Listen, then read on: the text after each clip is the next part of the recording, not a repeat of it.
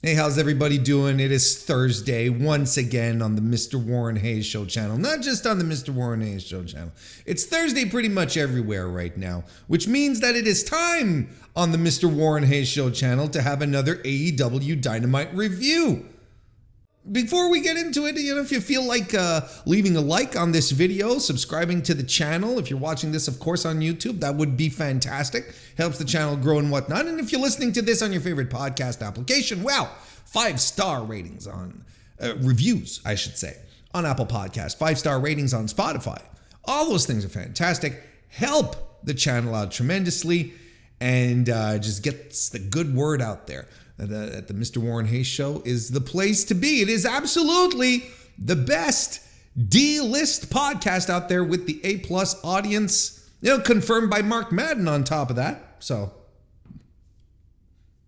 what more do you want? As I mentioned, if you've been checking out my stuff on on the community tab on YouTube and a couple of other places, my schedule for recording this week has been a little upheaved. There's a few things going on personally, nothing serious, just like things that require schedule changes. Just as simple as that. So I promised and I said that I would get out a Dynamite review today. So this might be a lighter version of what I usually do. Might be a little trimmed down for time's sake because of things. But here I am saying, folks, by the way, this might be shorter than usual. The next thing you know, I'm doing 90 minutes, right? That's how MrWarrenHayes rolls here. We'll see how it goes. But as it stands right now, we might take a little lighter approach here, a lighter touch, focus on the great stuff that happened last night on Dynamite. Again, just once more, an excellent episode of AEW Dynamite. I believe this is the best stretch of pro wrestling we have had on a weekly basis in a long time. And I was even trying to scratch my brain. No, not scratch my brain. That'd be kind of gross. Also, get stuff infected. But I've been thinking. I've been thinking about what would be the best. I've been thinking what would be the best stretch of pro wrestling that we've had, because this has been going on since December at this point. It's just nonstop great stuff, and you could probably make a case for even before that. Probably since Full Gear, now that I'm thinking about it. Just like excellent episodes of Dynamite, one after another. I've got people looking back and say, whoa, there's a lot of wrestling on this show. And I'm like, yes, there should be. There should be a lot of wrestling on your wrestling shows. This should not shock anyone, but this is where we are in the year 2023. I was like, wow. Yeah, this is why I watch the show. This is why I review it, because it is the most pro wrestling weekly TV show that we have. And again, we're hitting highs. We're hitting highs with extraordinary matches just being offered up to us for free. If you have a cable subscription, for free.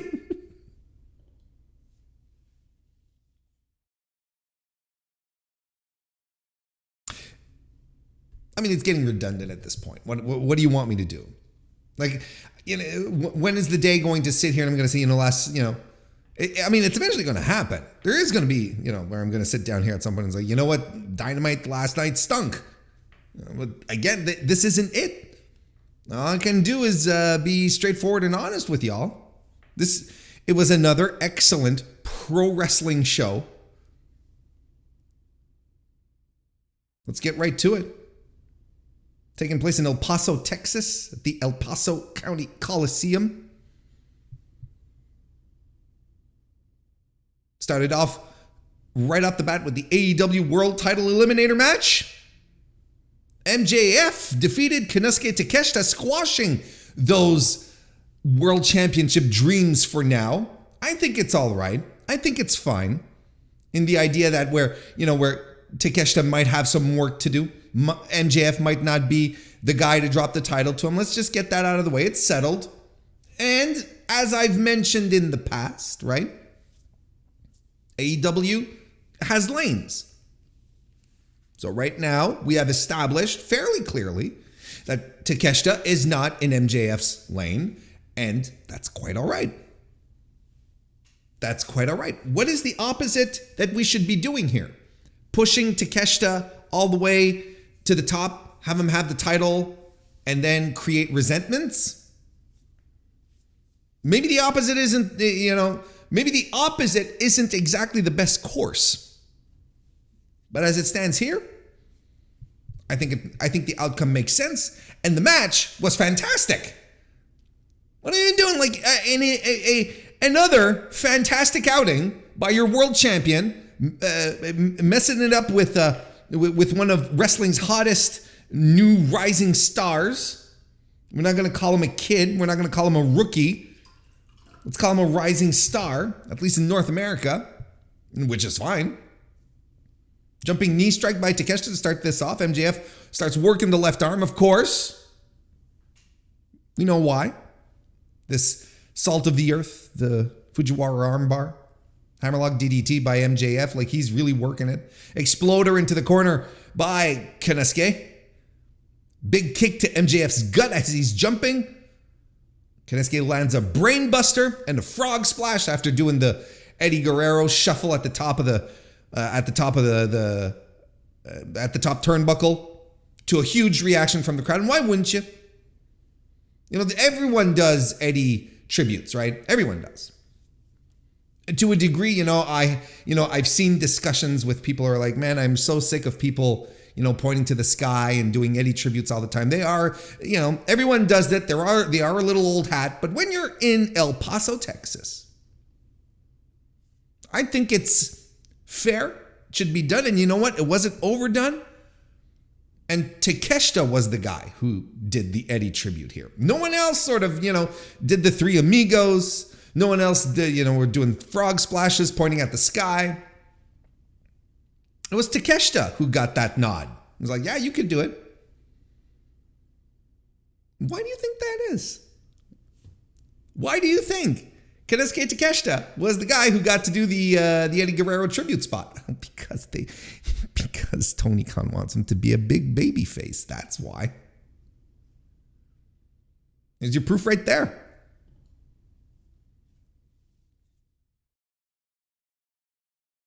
We get Takeshita's not done at this point. He also hits a bastard driver and holds on to the waist and just transitions into a deadlift German suplex, which was fantastic. MJF has to crotch Takeshita at the top rope, top turnbuckle to get an advantage. And then they set up to do, Takeshita's, top rope lariat spot, where he flies off. And they do it, but MJF twists around in the air, lands on his feet. What a fucking spot. And I loved MJF on this one. They do the lariat spot. MJF lands on his feet. He does one of these because he sold the clothesline, but the clothesline, the lariat, obviously wasn't, strong enough, but he does one of these. And then he just throws himself with a big kick at Takeshita with a big thrust kick. This is a fantastic spot. Here comes MJF. Here he comes, warming up for his 5-star classic. Start pulling out those stars, Dave.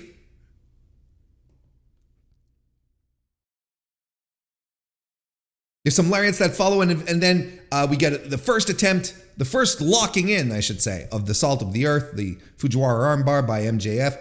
Takeshita gets out of there. He later lands a tope con hilo. MJF distracts the ref and uses the ropes to low blow Takeshita. Powerbomb by MJF on the knee, but MJF's knee is hurt. They were very subtly telling this story throughout the match. Blue Thunderbomb by Takeshita, knee lift, cover, but MJF's foot is on the ropes. Springboard Senton Atomico by Takeshita, but MJF dodges. Locks in the salt of the earth again. Takeshita tries to get out, but MJF flips over into a bridge, yanking the arm back. Takeshita taps. Fantastic match. Just absolutely fantastic. Hot opener, great sequence, just great stuff. After the bell,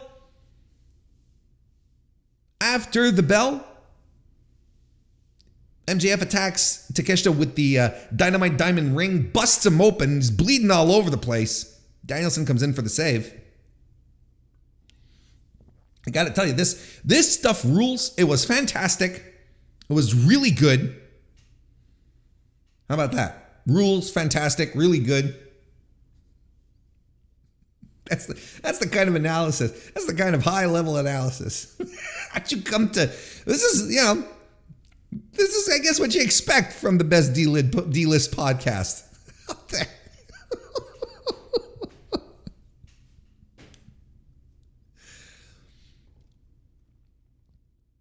No, but seriously, we get to look at what this match did. What this match was set to do was to put MJF in a circumstance where, he had to wrestle, and MJF pulling out things that we don't usually see him do. The spot where he landed on his feet after, it's not necessarily something we associate MJF with these high risk more work rate style moves. We don't usually see that. We don't expect it from him. There he goes, proving us wrong. Then he locks in the salt of the earth, and then he shows, hey, you know what? I usually do it this way, but I can also do it this way. Kindly don't forget. So, establishing, I'm going to use this on Danielson, whose shoulder I've been making sure that it has been properly fucked up for the past few weeks. So when I do use it, my salt of the earth move, it'll pop his shoulder right out. And if he tries to struggle, I'll just bridge into it. Like, it's good stuff. This is good storytelling. This is great stuff. Great hints being set up for the match. All these possibilities. Good stuff. Another excellent way to start AEW Dynamite. And then, we'll come back to it later. But the fact that MJF attacked Takeshita with the diamond ring after and busted him up, at first, I was like, okay, this is a little excessive. But then a little later on, it makes sense why they did this. Let's keep going. Samoa Joe cuts a promo backstage about, in pre-tape, actually, he cuts a promo about how he has both belts again. He is, of course, the undisputed king of television, and everything is right with the world. He puts Darby Allin over, but tells Wardlow he's coming after him. Then we had the AEW World Title Eliminator match. The Women's World Title, I should say. Women's World Title Eliminator match, where Jamie Hayter defeated the Bunny I think that clearly the Bunny got... Something happened. She got injured. I think it was on a spot by Hayter where she was pulling an exploder suplex, and I think her arm landed. Her arm landed right on Bunny's face. There was clearly an audible that was called. This match probably had a few more minutes into it, so we didn't exactly get to see things play out. Gets stretched out for real in the match, but this one was cut short, and you could tell that commentary was also trying to find ways to make a little time. They were stretching things out on their end. Bit of a shame. Jamie Hayter seemed to be in good form, but this one definitely got cut short. However, we should note, the women in quarter hour 2.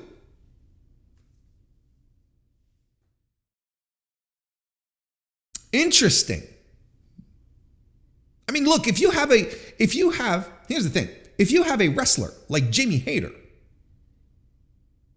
working in your company, and she is a fantastic wrestler, and your company is your company is 100% based, not 100%, let me rephrase that.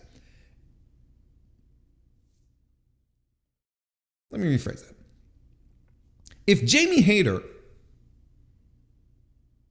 is in your company, right?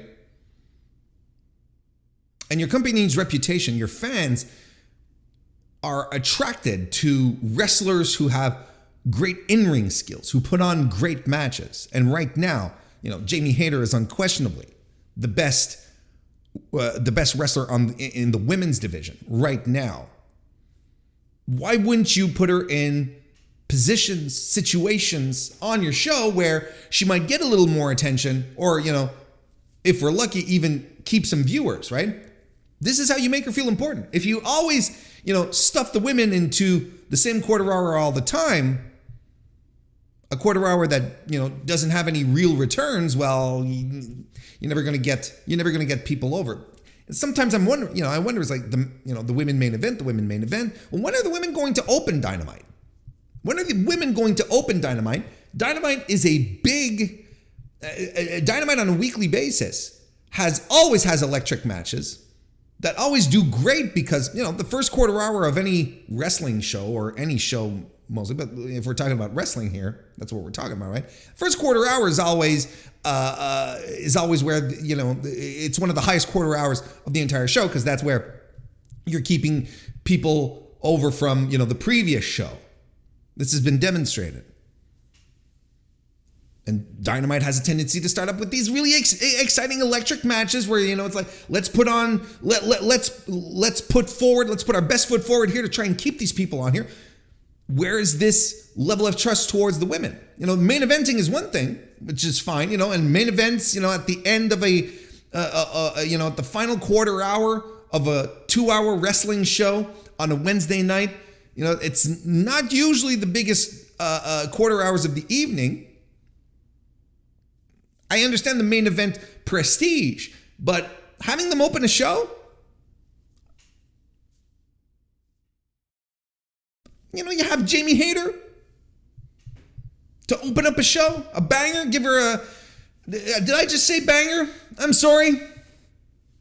I'm trying to strike that from my language. Give her let her have a fantastic 15-minute match with anyone else.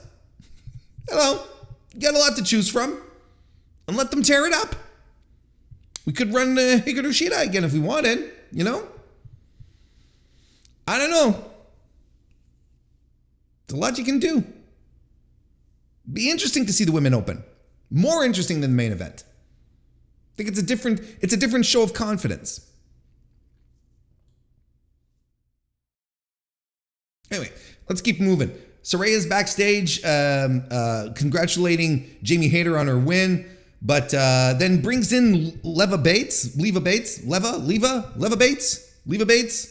and they say, oh, your name starts with an L, right? Well, why don't we paint an L on you? And then they do, the spray paint. And then, oh no, not Leva Bates, who is never on TV. Oh no. I get it. She's an original. I understand. I get it. They're still doing the NWO thing. They're going after the AEW originals, the homegrown talent. Oh, God, that triggers a lot of people, doesn't it? Oh, they're homegrown. We talked about it last week. I'm going to get back into that. And we get another promo backstage. This time MJF is in his locker room. Lexi Nair comes in to chat with him. He says he'll give Takeshita credit. He's very good, but he's not a generational talent. He says the man doesn't know who he is until he's tested by adversity. Oh boy.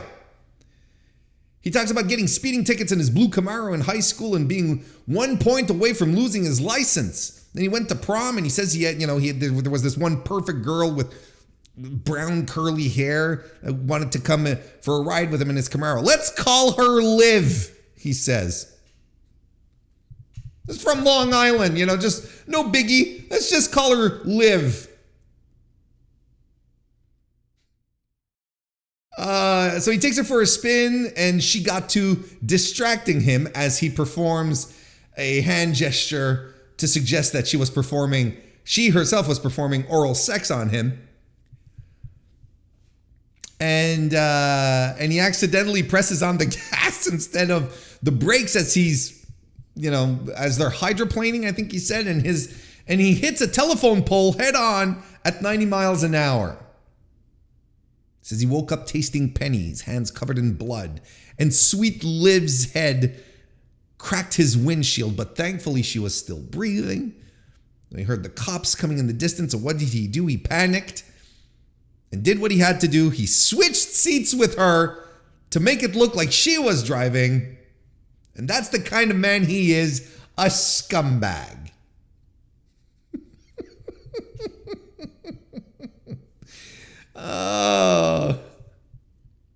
MJF gets away with a lot on that show, doesn't he? I don't know if Tony got a call from the folks at Warner Bros. Discovery about the hand gestures that were being performed on the Turner Broadcasting System last night. It's very interesting. And this again is another rod of controversy for MJF. But look, it was clearly fiction. It is clearly fiction. He's just making shit up, right?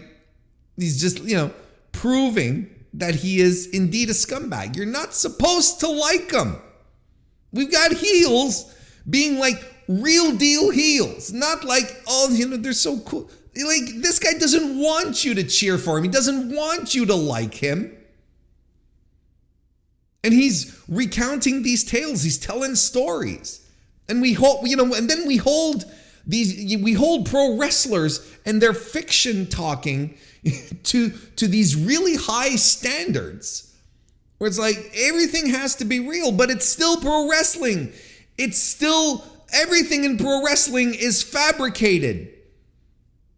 It's all not real to a degree, of course, but essentially it's a work. So to me, if MJF is making you angry because of the promo he cut, you're okay, you're getting worked. And maybe you don't want to be worked. Maybe you just want to see through all of this and say, I wish MJF would just stick to telling real stories. But I don't want MJF to tell me real stories. You know why? Because reality is kind of boring. When you think about it, otherwise fiction wouldn't exist in any form of entertainment. There wouldn't be books and movies if reality was so compelling all the time. I'm looking at this and I'm seeing a pro wrestler make shit up to get me mad at him. I'm okay with that. Sure, challenges you. He goes, this is not great. But that's the thing. There was no real person that got hurt. Now, if we had turned around and MJF had done this, if we had turned around and MJF had been doing this, and he was actually in an accident, and this girl would have been seriously injured, and then I'd be like, that's a little classless, but this is all made up. It's all made up. Who cares? It's fine, and it adds to his character. I get it. We can get into the discussion of, work shoots, and there's some wrestlers who blend reality with fiction quite a bit, and they're very adept at it. Look at what Cody Rhodes is doing, and I don't disagree with that. But one is not mutually exclusive of the other. You can have preferences, and that's okay. But this is a tale as old as time. You're having the villain doing villainous things, doing disgusting things where you can, where you're not sure that you're enjoying it. Not sure you should be listening to this, making you uncomfortable a little bit. It's all fiction. All right. That's okay. We can go with this. It's fine. Then we had the Garcia-Guevara Gauntlet Challenge match, where Ricky Starks lost to the Jericho Appreciation Society on this one. I'm not really going to break this match down because it wasn't as much of a match as it was an impetus for a story. Starks defeated, 2.0 handily, and both guys in less than a minute 30. And it turns out it was Daniel Garcia who was coming to the ring. I felt like commentary didn't quite understand what was going on, because I feel like they thought, or am I the only one who picked up on this? I feel like they thought that if Starks defeated Garcia, he was going to then fight Guerrera, right? Guevara. Guerrera? Have I got Juventud on the brain? Guevara. But I feel like last week when they set this up, the rules were clear. 2.0, and then either Garcia or Garcia or Guevara. And then if he was able to do that, he'd get the match at Revolution. Anyway, turns out that Chris Jericho was in the audience under a lucha mask and a Scissor Me Daddy Ass t-shirt, and he gave the Judas effect to Ricky Starks when he was on the floor. And then the ref was distracted, didn't see it. They brought him back in and they got him. They pinned him. And this is, it's another story beat. Look, this is, what has this tale been telling us so far? Is that Chris Jericho cannot beat Ricky Starks all on his own. Ricky Starks has their number unless they cheat. But in a straight up match, they can't do it. This has been the story. And there's this, ongoing thing about Chris Jericho burying people throughout his feuds. And there's, Ricky Starks, he's getting deeper and deeper into the swamp. Maybe this wasn't the most popular way to go about it, but here's the thing. Here's the one thing that everyone keeps losing track of, that Ricky Starks has been on TV every week. He has been wrestling, and he has been in winning situations, except when story takes precedence, like last night. It's like, look, Jericho Appreciation gets some of their heat back. Why? Because we're going into a match with a rematch with Chris Jericho at Revolution regardless. This is clearly the path. And the Jericho Appreciation has to get its heat back, because Ricky Starks already handled business a few weeks ago. And it's the Jericho Appreciation Society who came back after him. So he's just like, yeah, okay, I had beat Chris Jericho, but you guys don't want to let this go. So let's keep going. And now this is escalating. Like, I don't see, this doesn't have all these levels of all these layers that people keep digging into to try and discredit this feud, or how Ricky Starks is being lost in the shuffle. Ricky Starks is not being lost in the shuffle. He's been highly positioned on every Dynamite. When I say highly, well positioned, how about that? He's been well positioned on every Dynamite. He's been there. He's being treated like a star. We got to stop with this thing that Chris Jericho is just out to bury him. I've seen people going, well, of course this is what Chris Jericho does, right? He doesn't really want to wrestle. As if this was a shoot. Like, what are you people doing?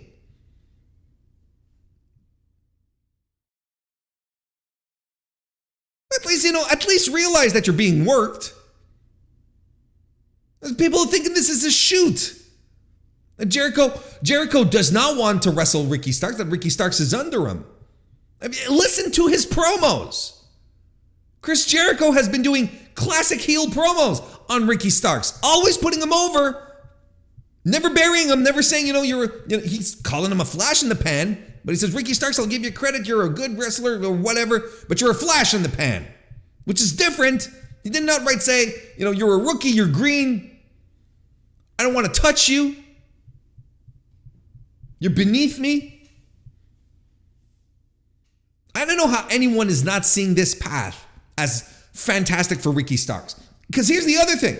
The same people complaining about this would be the same people saying, Ricky Starks is never on TV. Where's Ricky Starks? Ricky Starks isn't on my TV. I don't know where Ricky Starks is. Burying him. They don't know what to do with him. Go to WWE. Go with Cody, Ricky. Go with Cody. This is what they'd be saying. But he's on TV every week. He's in a feud with Chris Jericho. I don't know what to tell people anymore. I don't know.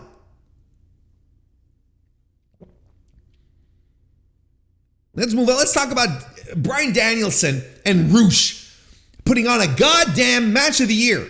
That's right. I said it. Match of the year on a Wednesday night. We are so fucking spoiled. Here goes Warren again, talking about how spoiled we are in wrestling, but we are. We are. At this point, we had an excellent opener with Takeshita and MJF. Got good little matches in between, leading up to this bonfire of greatness. Then we're going to get another great one later. And this is happening on Wednesday nights, just like, let's just go out there and drop an excellent pro wrestling match just because we can. I honestly, I do not understand anyone who sits in front of their television set and goes, AEW stinks. I really don't understand. I can't relate. I can't relate. Well, there's not enough stories. I wish there was more, teleportations and, I wish, okay. But you can't sit here and say that this promotion stinks because it does not. In no way, shape, or form. It is a pro wrestling fans promotion. Look at what we got here.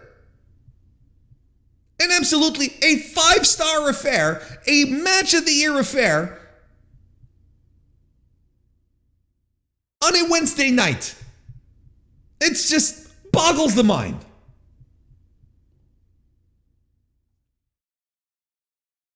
Danielson has to win this match because otherwise he's not getting the match at Revolution. This was made clear from the get-go. But, MJF, and so on, he paid the Facción Ingobernable to help him out, right? So they lock him up backstage. And at first I'm like, a little sports entertaining for me. But I forgot about all of this. MJF gets out to the ring. And he gets to the ring, tells Aubrey to start counting. He wants to count Danielson up because Roosh is already there. Says, go. And he starts pulling out the bylaws, whatever. He calls her sweet cheeks, I'm sure. He's so despicable. How can you like this guy? You don't have to like MJF. That's the point. Danielson bursts through the door out of his locker, though, eventually, and he avoids La Facción, who are there, Jose and Preston Vance. He hits the ring before Aubrey can finish her 10 count. And then we go, and holy shit do we go. Roosh chops Danielson, fights back, but eats a German suplex and a knee. Roosh beats him down on the floor, throwing Danielson to the barricade shoulder first. Of course, the shoulder. This is all the story. This is all we're going to talk about. Danielson starts the blade. Chops on the apron. And they just beat the living shit out of each other on that apron. Just open hand slaps, chops, and they're going hard. What is your boy Warren doing? He's sweating bullets. He's just like, this is amazing. Roosh overhead throws Danielson off the apron. Danielson tries to lock in the label lock, but guess what? His shoulder is bothering him. He can't get it in proper. Again, a little wrinkle here, a little something to keep in mind. I love all of these little storied nuances that they're bringing to these matches that are going to carry over. Tope by Danielson and a running dropkick into the barricade, which was great. Danielson he's covered in blood. His chest is red. Missile dropkick, all the while selling the shoulder. He does some C kicks. God, I love that. I love wrestling audiences. I really do. More chops, corner kicks, straight jacket pile driver by Roosh, who covers, and a kick out by Danielson. Follows up with a Busaiku knee, and Roosh kicks out of that. They power through headbutting each other. German suplex by Roosh. Danielson is up, a boot, Busaiku knee, and the pin. Just a wonderful, violent match where everything just flowed and connected. Everything made sense. We're adding story beats to the MJF story. World-class athletes doing world-class stuff. This is excellent. This is excellent. This is a match of the year. This is one that goes on the list. This is a match of the year contender. Again, on a Wednesday night. I had one last week, and here we go again. It's just great stuff. Just excellent, brutal storytelling. After the match, MJF comes down to the ring, plops one. He just lands one right in the mush on Danielson with the ring, of course. And you see, this is why they did it with Takeshita. This is what I referred to earlier, right? So to talk about it, this is where we are. This is why they did it to Takeshita, so that if you, by seeing the impact that the ring had on Takeshita earlier in the match, or earlier in the evening, busted open, blading, it adds gravity to what he did with Danielson. And it's like, oh, well, shit, of course. Of course it's going to take down Bryan Danielson if it knocked out that other guy and caused him to bleed. Holy shit. Like, Danielson is dead at this point. And Danielson, on top of that, had this grueling match. Subtle little things that help guide us to certain points. This is how this storytelling, this is how this booking in AEW works. You're going to get all these little hints, all these little things that'll drop around if you're paying attention. This is a promotion that rewards you for watching, for paying attention to the wrestling matches instead of just sitting back and waiting for what's going to happen after the match.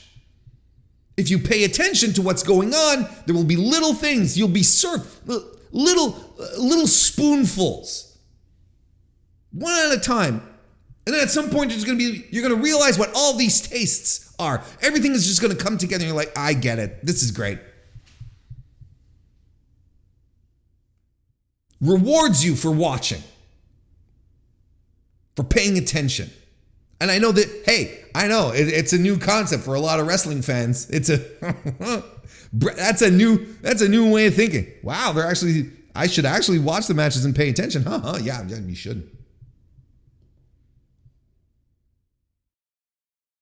Security arrives. Danielson is beat up. Like, this is just,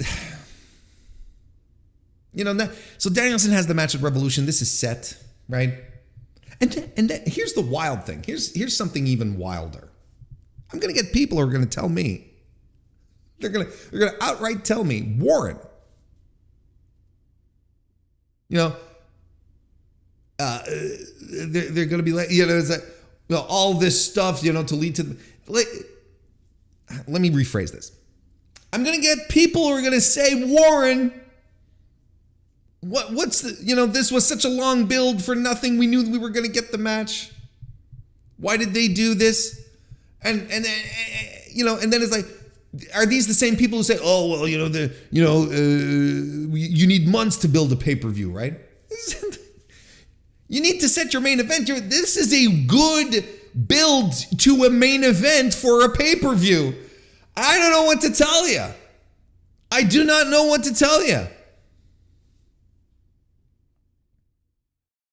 Tony Schiavone is backstage with the dudes from the Impractical Joker show. I don't know what this is. I don't know what this is. And it's fine. And, there's nothing that happened here that made me want to watch, and it's okay. Like, prank shows are not my thing. That's all right. It's not for me. Maybe for someone else, they're like, oh, shit. They're doing something with Chris Jericho in the back. I don't know. I see two, outside of the fact that this was, a little awkward, a little strange, maybe not great. I see two positives here. Positive number one, at least they're not promoting, Dana White's slap fight. Fist fight, no, slap fight, face slap, face fight, slap fight, whatever the hell he's calling it. At least they're not promoting that shit. And second good pro here is that, they're still doing cross promotion with other properties, other Discover Bros properties. Discover Bros properties. No, but for real, like that's still good. That means they're going to be ingrained in the network. They still want to do this cross promotion stuff. That's fine. Might not be the show you watch or you enjoy, but that's just fine nonetheless. Then we had the AEW World Trios title match where the Elite defeated AR Fox and Top Flight. Now, if this was once again, if we had we had two fantastic matches, one match of the year, one and just a top tier great match to open the show, a match of the year, and then we're entering the Elite space with these guys here, and my mind is blown. I'm like, look at what we're again, another excellent match, another excellent match to add to last night's Wednesday. Now, I find trios matches very difficult to break down, especially with the Elite, who do a lot of double team, triple team stuff, who are very creative in what they do. So it's very hard to break down. But I do want to focus on one thing here, because it needs to be said.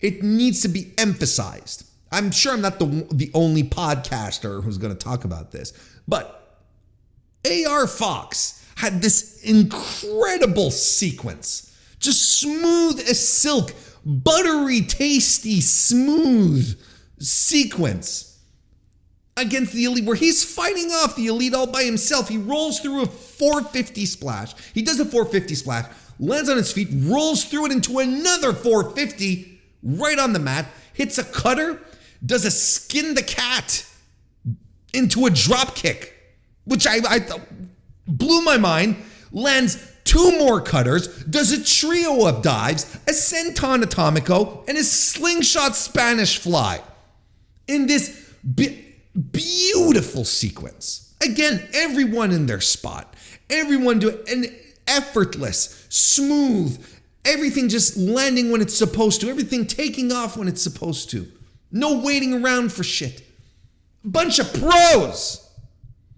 If you listen to my NXT Vengeance Day review, my main takeaway from the show was that there is nothing flows in NXT matches. It's people doing stuff, hitting their things, and nothing feeling cohesive, really. That's the main issue that I have with NXT. This is the complete opposite. I'm looking at this and I'm like, look at it. These are seasoned veterans, top shelf, top tier wrestlers, putting on an extraordinary show, doing extraordinary things. And the finish to this match absolutely blew my mind. Well, not like it because it was the greatest moves I've ever seen. We got AR Fox in a one-winged angel, and he reverses out of it into a razor thin, rolls Kenny up for a razor thin 2.9, gets him back and forth and into a pin combination by Omega, who's like, I gotta wrap this up. I can't do the big things. I gotta wrap this up. I've been landing V-triggers on the side of this guy's head and he's not going down. What am I gonna do? It's like, quick, all right, gotta do the roll-up win. Just incredible stuff.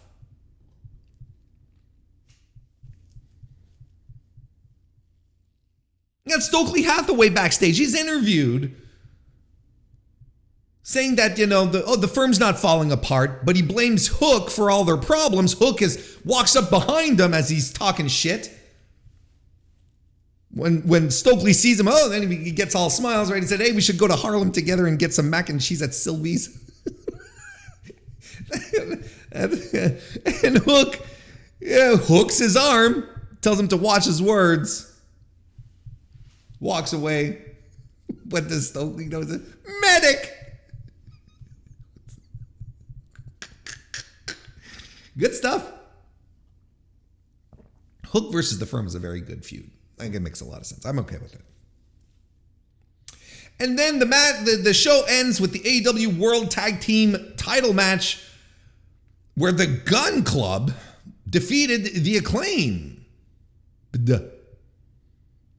And this is all anyone's talking about. But look, I have I don't want to jump to any conclusions. And here, look.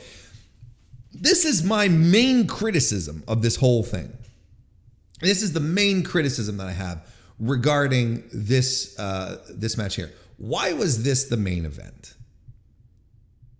In a show that had Konosuke Takeshita and MJF, that had the Elite versus AR Fox and Top Flight, and Roosh and Bryan Danielson tearing down the house in extraordinary wrestling matches. Why would you end this on a match which was essentially an angle? Not really a match. It was a match. I'm not trying to minimize, but the idea here wasn't as much to have a work rate spectacular. It was just like, no, let's get to the finish. This was a bizarre decision because there were legitimately 3 high-level matches you could have ended this show on, and you decided to go with this? And it's not even because the Guns won. I don't care. That's not the problem. Problem is that the match was low energy, didn't have half of the the outstanding work rate that the other matches did, because you know what? All of these 4 guys, they're very competent pro wrestlers, mid-carders. You had main eventers in every one of your other stellar matches. Danielson, Roosh, Omega, the Jacksons. Danielson. Did I say Danielson? I'll say it again. Danielson. And main eventers everywhere else. And you win with this. That's a decision. That was a strange ass decision. And I'm not going to run through the match. I'm sure that at this point you've all seen it. Basically, all the fuckery that got involved. I wasn't a fan of it. I'm not a fan of the match. The decision doesn't bother me half as much as other people do. I tweeted out, this is the darkest timeline. It kind of is. Because I think the Guns are the middest of the mid. I think they're super mid. I don't like everything that they have done, everything that got them over was propelled by the Acclaimed. So the way I'm seeing this, I think there's really 2 avenues here. The one that everyone seems to be considering the obvious choice is FTR returning, right? Oh no, FTR's coming, right? Because the Guns did their photo with the whatever, what is it? The whiskey, the cognac, what is it? That weird $7 million bottle that Dax had. Now they have those bottles and we're drinking out of them. And Top Gun's out, clearly calling out FTR. It was, FTR's working us, they're coming back. Okay. And that does seem to be the path. Now, is this what you do for Revolution? Frankly, we've seen FTR and the Guns a couple of months ago, and it was absolutely FTR's worst match of the year. Not that it was a terrible pro wrestling match, it wasn't very good. It was fine. Wouldn't say it was a good match. It was a fine match. And it was 100% FTR's most underwhelming showing. I don't think the Guns are that great. I really don't. So is that what we want for Revolution? I don't know. Probably not. I don't want this. I get it. There's a story. Again, don't get me wrong. There's a story. I know. Gun clubs were fucking with FTR months ago. And I understand. It's fine. I follow the show. I'm not a dummy. Just because I don't like it doesn't mean I don't understand it. In fact, it's even better that I understand it. That way I can make an informed opinion, right? So there's that theory happening, and sure, that can be a thing, but I think it is the weirdest one. I don't think it's that exciting. I don't think the Guns and FTR is that compelling. I think it is a perfect special Wednesday night Dynamite, a bash at the beach or whatever the hell they call it, or a quake at the lake, or a championship Wednesday, the championship title Wednesday, whatever. Title night fight, whatever. Title fight night. Title night the fight title. Lytle the night fight, whatever. Don't ask me to come up with names for your wrestling shows. But that's how I feel the Guns and FTR is. It's a perfect blow off on a Wednesday because it has a little story, it has a little compelling thing. But on your papes, you just want a little more meat to the bone. You want some. I tune in to watch wrestling on pay-per-views. Consider me wild. I'm a wild man like that. And I don't think the Guns and FTR is the thing. Now, do you want what I saw? So that's one path, right? The second path, which I think makes more sense, is to do this again. Rematch the two at Revolution. Have this match again at Revolution. And this is a pattern that we've seen with AEW in the past. That, this is not a big deal. This match kind of stunk. The folks on Cage Match absolutely hate it. So why not? Is it because that they have a better one in the chamber? Hopefully, maybe.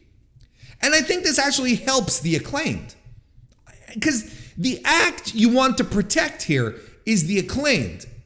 So they're fan favorites. People still love them. They're still super over. You have the scumbags take the belts away, and they're going to fight back for them. They're going to come back and they're going to dust themselves off. A little babyface heat coming into the match. Because the one thing you have to be careful of with an act like the Acclaimed is for it to get stale. You can't come out and do the same shtick every fucking week and expect people in 2023 to sing along and pop for it on the same level every week. Now we add a wrinkle. Now it's like, fuck the Guns.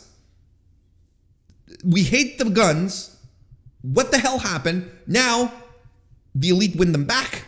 They get back on top of the world. People are doubly happy that they've won. It re-injects some energy into it. That's how I would approach this. And I think that is the most logical path here. Is what are you going to do with the Acclaimed now? Don't forget one thing. It's like the Acclaimed is unquestionably one of the top acts as far as being over in the company right now. Top 5, top 3. We could argue, but the point still stands. They're at the top of the world. They're at the top of... You're not going to have them go off and, start fighting secondary teams. You're not going to have them go fight like Turbo Floyd every week. You know what I mean? You're not going to relegate them to dark. These guys push merch. People love them. It's not a good decision to go around and say, well, okay, now we're gonna put these guys. We're gonna push the Guns. I think I see the pattern here. I think I see the path. You go to the Guns, Acclaimed 2 at Revolution. It'll have heat because everyone hates the Guns. Everyone loves the Acclaimed. People are going to want the Acclaimed to win, and when they do, it's going to blow the roof off the building. People are going to be like, whew. We've leveled everything out. We're back to normal. Everything is good again.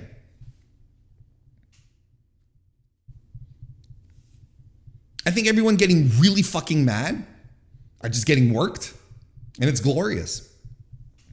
Because there are people who are legitimately mad. All of this doesn't really bother me. I think overall the AEW tag team titles have been extremely uninteresting for a while. Very, very uninteresting. The Acclaimed, and I've been on the record multiple times to say, they're not for me. I think they're a fun little tag team. I get that their act is over. People love them. It's not for me. I think Anthony Bowens has tremendous upside. I think he's going to be eventually a breakout single star. That guy has shined. He outshines Max in every way. I think out of all of this, Anthony Bowens is going to be the person that I'm going to keep my eye on the most. It's a thing. What the hell is going on, Warren? He's going to be the person that I'm going to keep my eye on the most after all of this stuff is done. I'm excited to see what happens, just per usual. But, everyone needs to calm down. Everyone needs to calm the fuck down. Not Billy, but the Guns are not going to hold on to these titles for very long, I don't think. And I think the most logical path is to bring the Acclaimed, to have them fight the Acclaimed again at Revolution, get a big feel-good win. Because that's all everyone wants right now. They want the Guns to drop the belts.